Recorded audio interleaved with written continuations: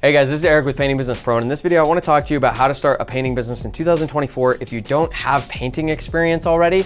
And I know that some people are going to absolutely roast me for this, for like encouraging someone who doesn't have experience to start this industry. People are going to say I'm the problem with this industry, and if you don't have experience, you have no business starting a painting business.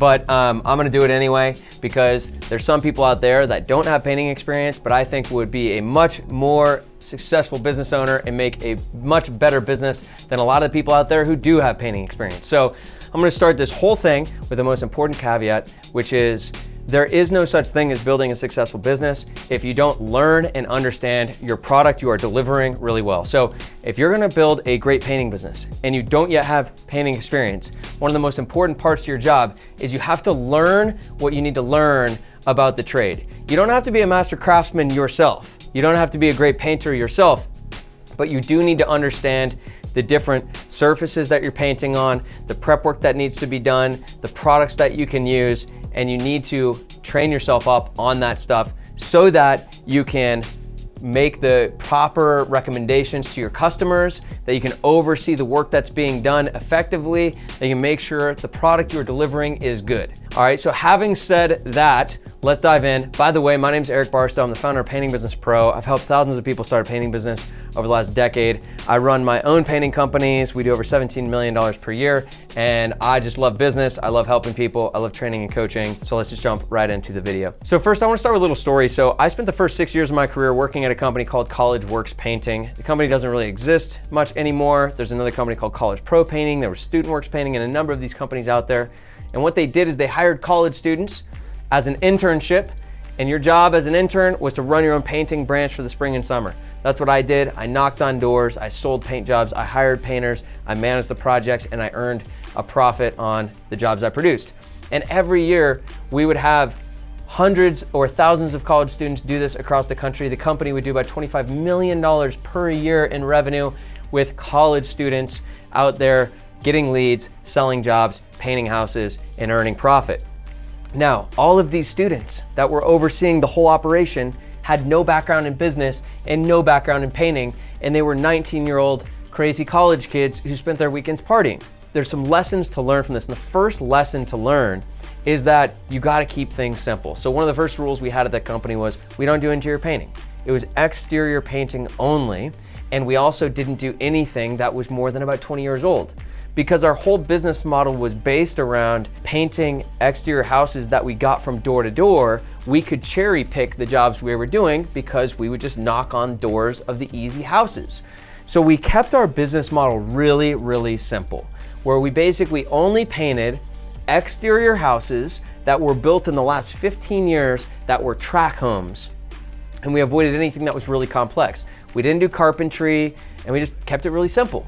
So that's the first rule that you're gonna wanna follow if you're starting this business with no experience, is start by keeping it really simple. You might literally start by just doing exterior painting. When things go wrong with an exterior paint job, it's easier to fix than when things go wrong with an interior paint job. Exteriors are a little simpler to produce. There's less moving parts. There's less you're not in people's homes.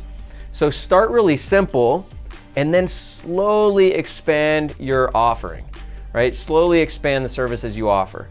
And even if you get opportunities to win huge projects, but they're complex, have the discipline to say no at the beginning. If you're just doing exterior residential repaints, there's only a few products you need to know. There's only a few substrates, meaning surfaces or types of materials that you're applying paint to, and there's only a few different common problems on a house that you need to understand. For example, if you're in Colorado, which is where I am, you need to be able to identify the 4 or 5 main defects on a house that require prep work, what prep work is required, and then the main products to recommend.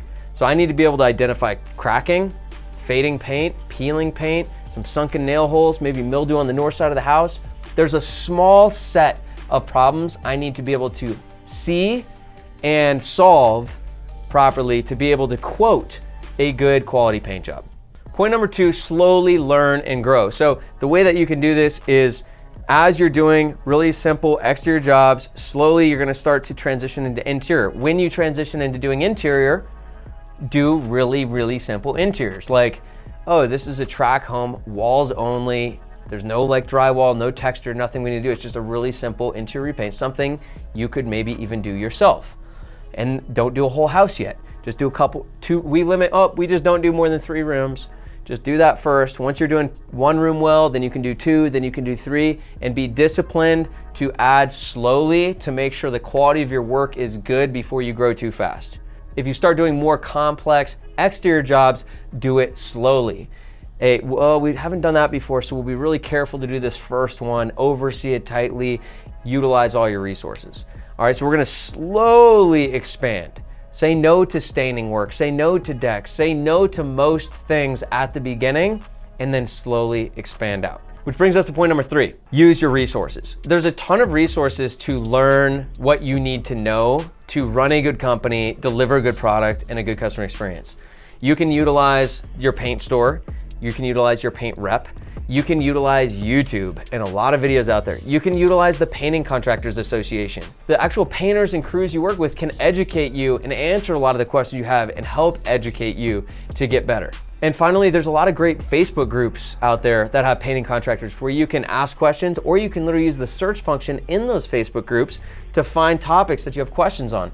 So there's a ton of resources available to learn what you need to know about the craft of painting, about the problems you need to address, what the best solutions are. Fortunately, this isn't rocket science, all right? There's definitely something to be said about the craft and like a real craftsperson who's amazing at the actual craft and delivery of painting, but there's also something to be said about you can learn this, the information is there, you do need to learn this, and there's something to be said about being a business owner is about hiring the right people. So you can also hire people as you grow your business who know a lot more than you do. I can tell you right now, like my team knows way more and is way better at this stuff at this stage than I am. But when I was running the show, all we were doing was residential exterior repaints. So those are the 3 most important points. If you're going to start this business without painting experience, you gotta start simple, you gotta expand slow, and you gotta use your resources, because fundamentally, you do need to learn this business because you have to be able to deliver a high quality product, and it has to be better than what's out there. And you do have a little bit of a disadvantage because there's other people who do have experience already. And by the way, if there's anyone who's still watching this video who is one of those haters who says, what are you doing? You're ruining this industry. People with experience should be doing this. I'm like, great. If people who have painting experience are competing against people who don't, they should run circles around them. But they don't, because they don't apply all of the business savvy and all of the proven systems for actually building the business. And you need both. If you want to build a really great company, you want to compete, you've got to know the trade, and you also have to apply proven business systems and methods to actually scale and build a business. And if you've got both of those, you're gonna have the best chance at winning. So that's what I would encourage people to do, is take advantage of the opportunity that's here. And now we wanna transition this video into, okay, how do you actually start the business now? Because everything I've talked about so far is how do you start this business if you don't have experience? And what we've been focusing on is really what are the changes to make to how you start this business if you don't have experience. But now, if you want to talk about how do I actually start and grow a painting business, we have another video all about that. So check that out. If you have questions, drop them in the comments. If you like the video, let me know. We're here to help out. Also, you'll find in the description of this video a 29-page checklist. It's free for how to start a painting business, as well as some other resources. But again, you can check out that video right here about the whole video on how do you actually start a painting company in 2024. So hope you enjoy it. Drop a comment if you have any questions. We'll talk to you soon.